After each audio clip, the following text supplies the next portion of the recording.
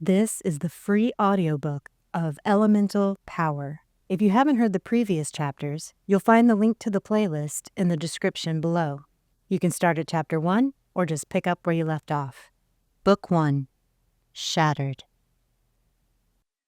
Chapter 17, Mostly Dead is Slightly Alive. The earth beneath us trembled again. Everyone else looked around nervously, but I couldn't care less if the ground swallowed us up. I had Glenn alive in my arms. I held him so tightly that he squeaked, and I laughed, easing up a bit.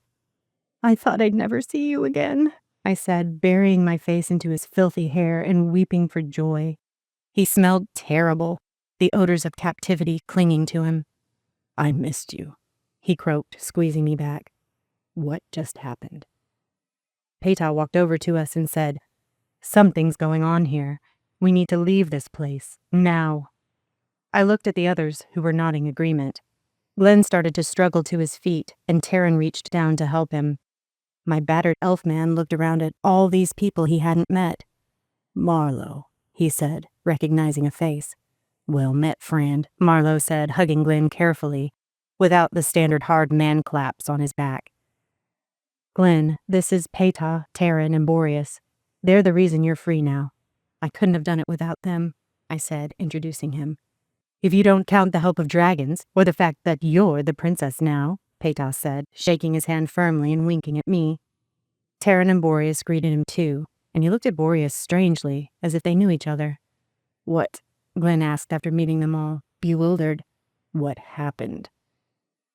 I was opening my mouth to speak when the most violent tremor yet occurred right under our feet. We were all thrown off balance. I fell, but Taryn kept Glenn upright. He was so delicate now, wasted away and broken. I didn't know if he could survive the journey back out of the land of blood. Taryn smiled suddenly, beaming down at a cluster of earthworms at his feet. "You're serious? He's here. Ho, yes." He turned to us and shouted, "Worm is here. He's the reason the earth is shaking. The great watcher of the northern lands is coming."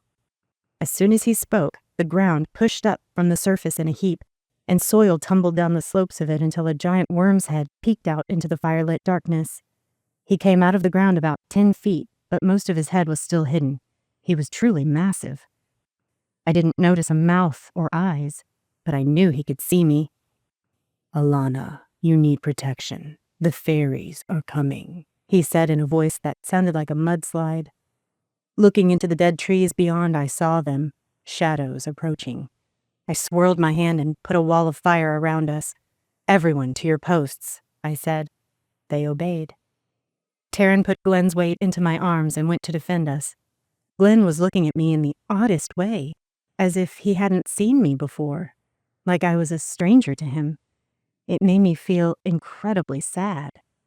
Boreas used his whirlwinds to scatter the hordes. Marlowe transformed himself into a giant lens and focused the available firelight into the dwindling ranks. Peta shot out flashes of fire like arrows from her hands, and Taryn swallowed the stragglers with earth. "I have come to take you to safety," Worm told me. "The others can travel to meet you later, but you are both too fragile now to survive the journey without help. Come, lie on my back." The others looked back and nodded at me, indicating that they were on board with the proposal. Suddenly it dawned on me how much pain I was feeling. I met Peta's eyes, and she smiled, nodding that she understood. Yes, she would take care of Candlewick.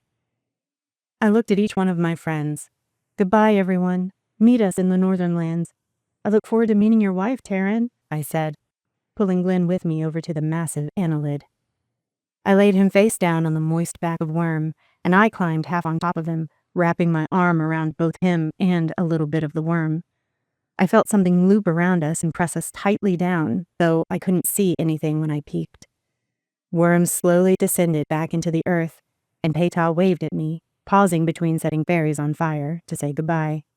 We were engulfed in darkness and slid along the tunnels already prepared for our hasty exit.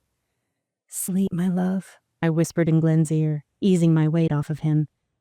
He was so weak. I shook violently with adrenaline withdrawal. "I'll wake you when we arrive."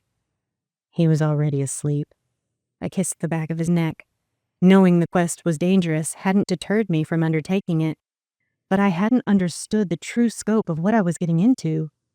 If Ambius had told me I might lose this wonderful elf, I would have flat out refused. But here we were, on the back of a giant earthworm, sliding beneath the elemental world, gliding soundlessly in the veins of earth to the frozen land of the north. Glenn was battered. Abused and tortured, he had waited for me, enduring in the knowledge that I would come for him. Now he looked at me as if he didn't know me. I wept, remembering that look. He was home to me. I'd not had a home since I was 12, imprisoned or running for most of my life.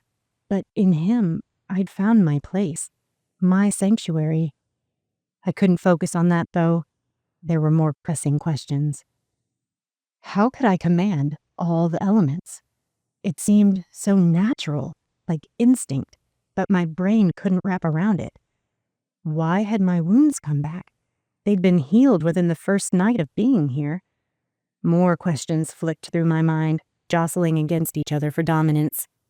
"All in good time, child," Worm said. Of course, the Watcher saw thoughts. I felt oddly comforted, my mostly dead husband in my arms. Under so much earth, no fairy could attack us. A wave of fatigue swept over me, and I slept, tears drying in streaks on my filthy cheeks. When I woke, I was in a room carved of stone.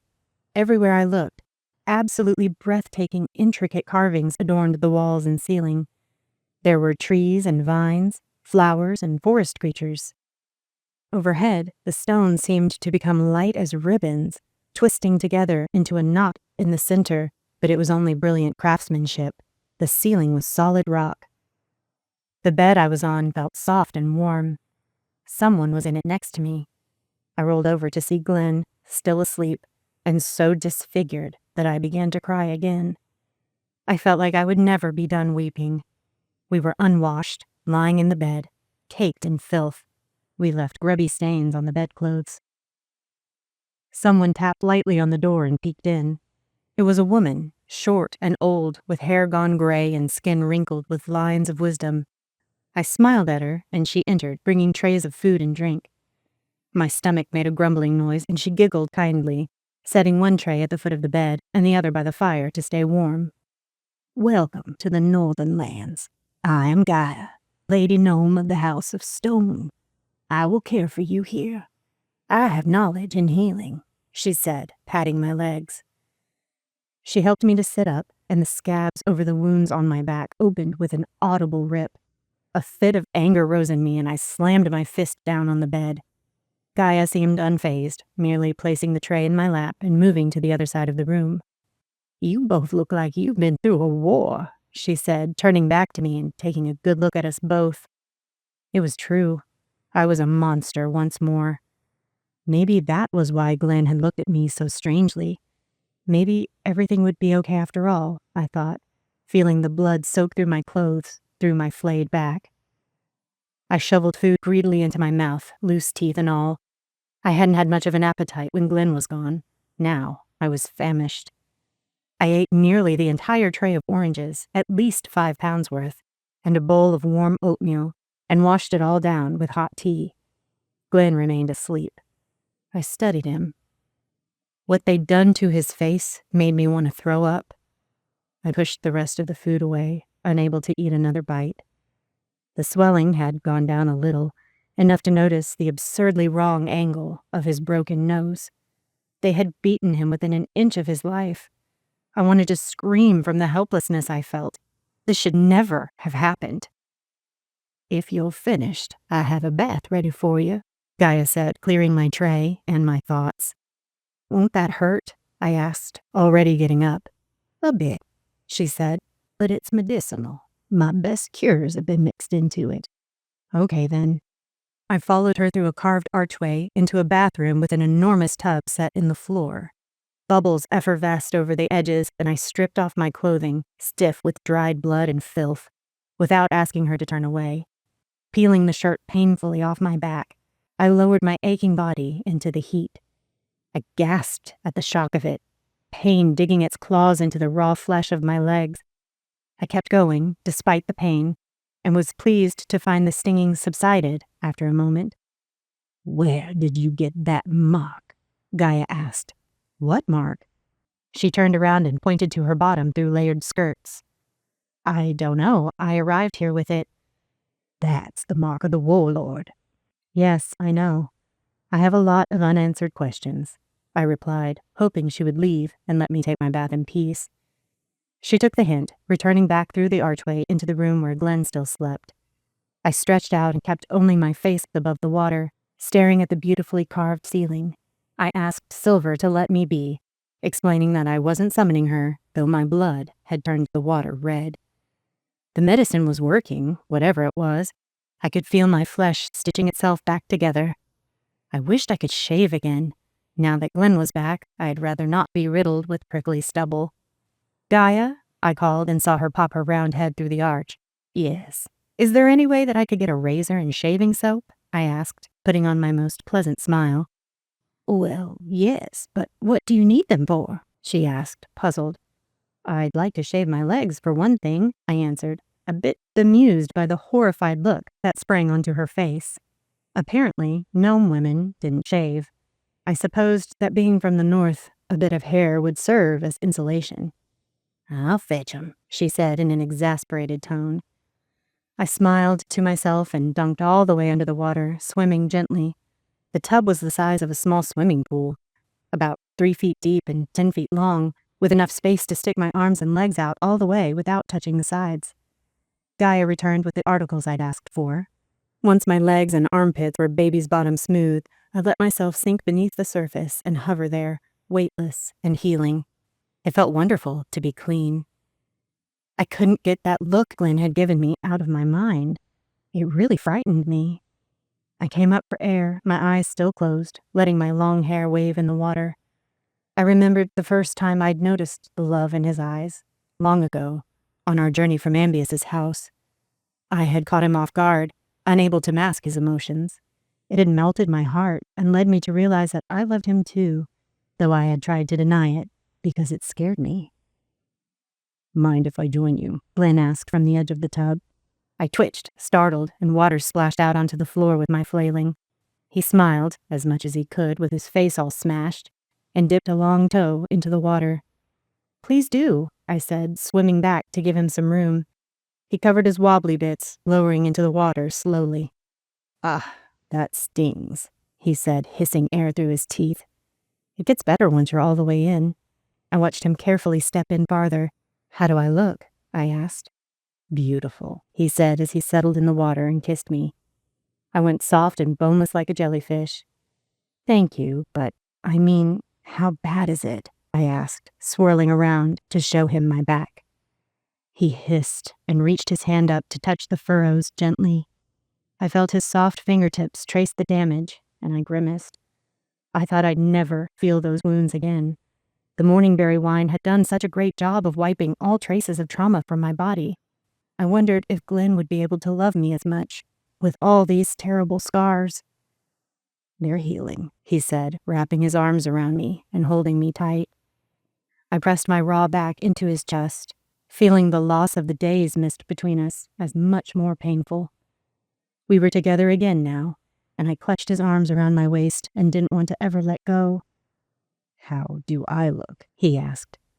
"Mostly dead," I said, smiling to myself. "But I love you all the same. I wish I had some morningberry wine to give you. It's far less painful in a bath. I wonder why my wounds came back."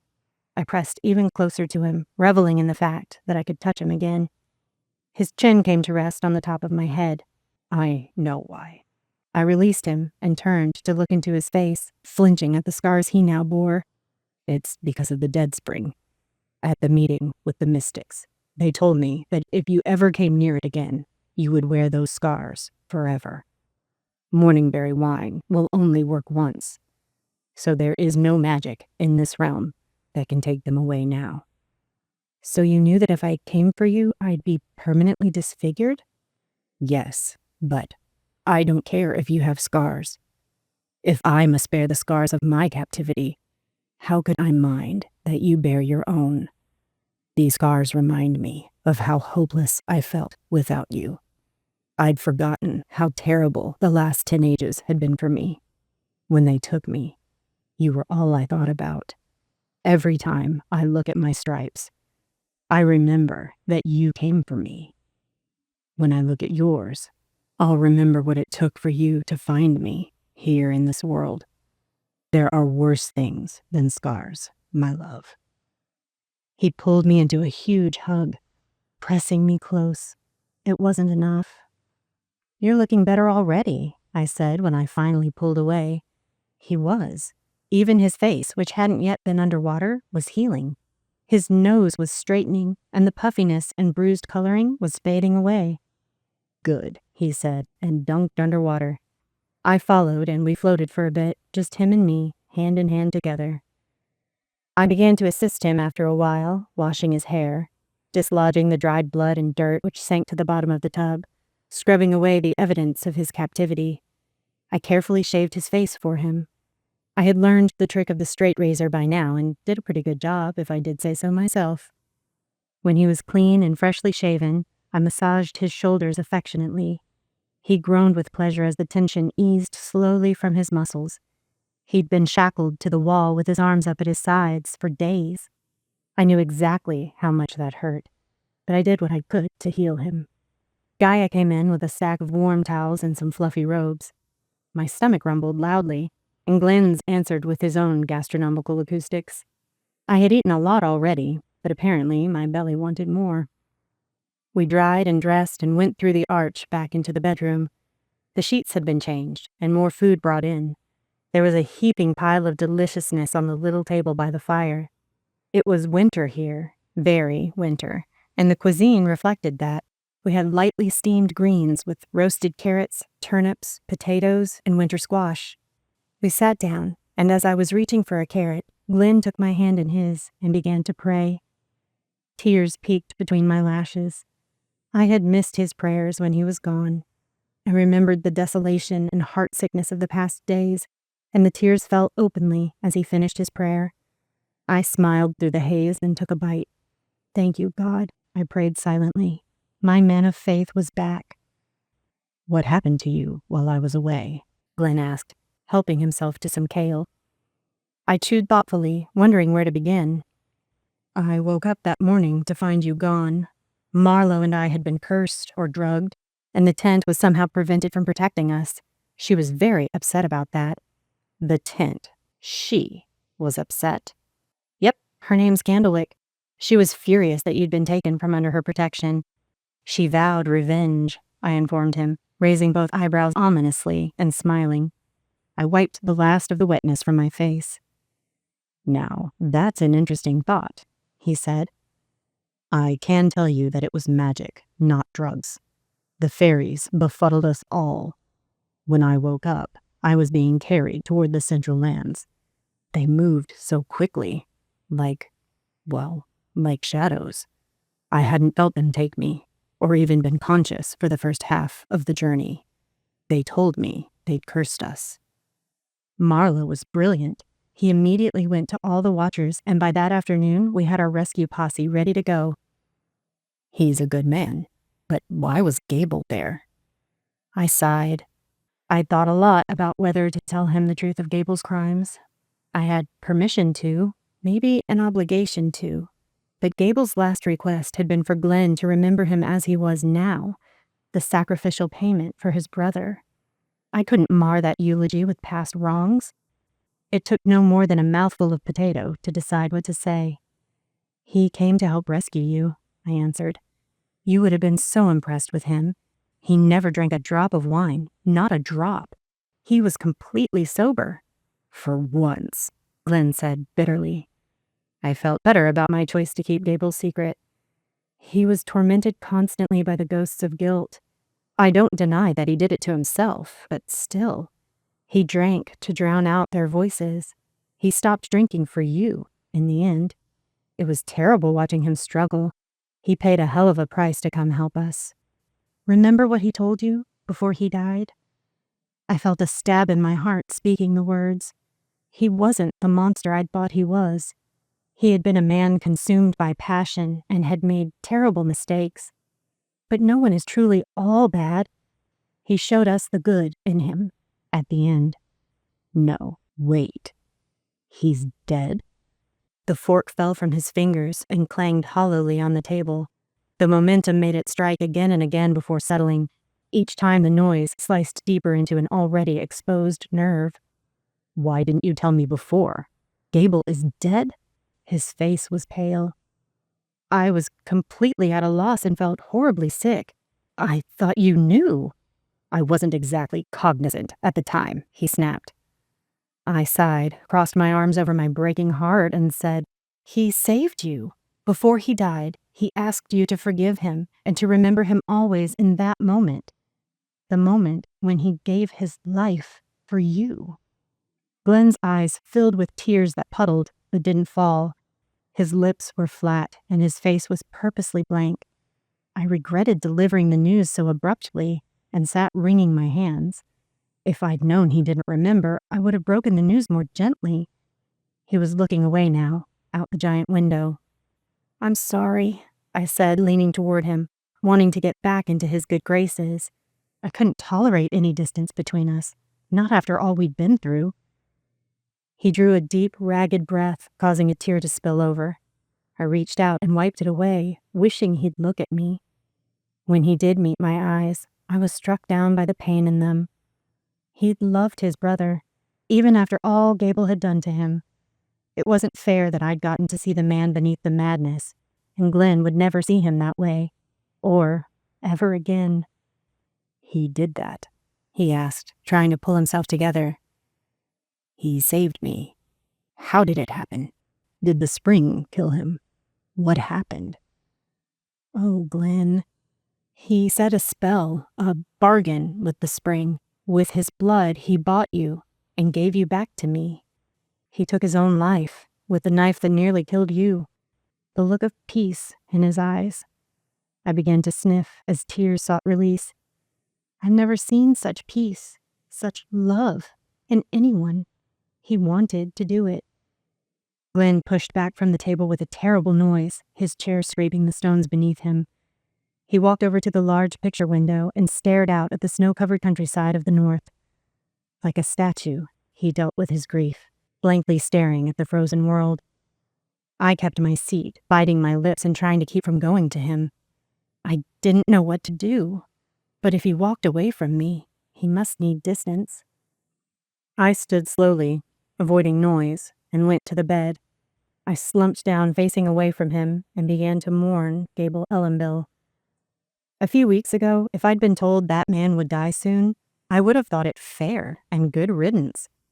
I could never have been convinced that I would shed one tear for him, yet here I was. At least I had some good to focus on.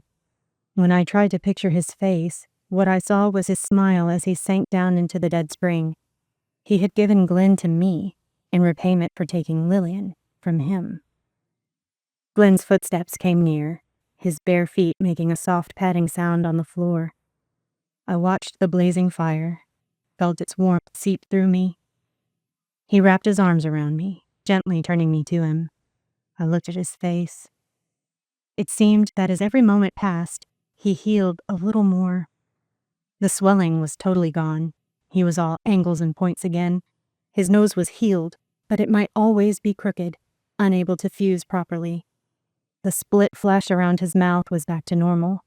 The whites of his eyes were clear and bright, not puddled with blood. There were pink lines of shiny scars all over his face.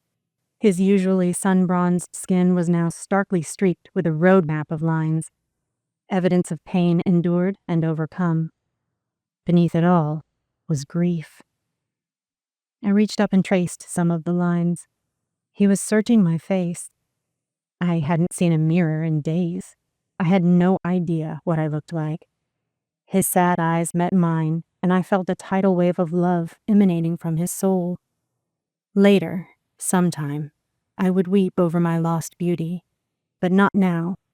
For now, I had the love of an elf I had helped to save, an elf I'd had to re-endure my past for, an elf I'd killed for. He was worth the sacrifice, both mine and Gable's. I melted into him, our love spoken without words, both of us seeking healing in a way that only we could offer each other. The fear and anxiety slinked off into the northern twilight as we gently, tenderly connected again. We'd only been apart for a few days, but it felt like an eternity. So much had happened in those anguished hours, but these moments could make us forget. Gone was the lack of recognition I had felt as he came back to life. I still didn't know exactly what had caused that look, but was content to let it go for now.